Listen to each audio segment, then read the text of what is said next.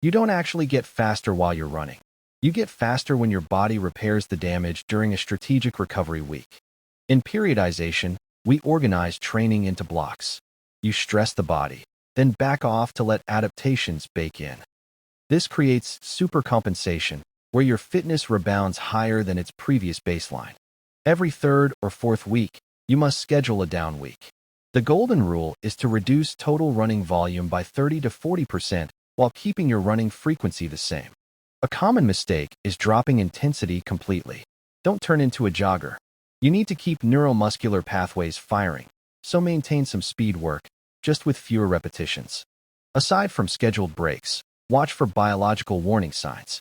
If your resting heart rate spikes by more than 10% or sleep quality tanks, your body is demanding an unscheduled cutback immediately. Here is a practical example of how to adjust a 50-mile week.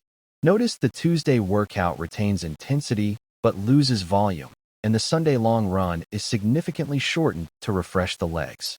Rest isn't the absence of training. It's the discipline that makes training work.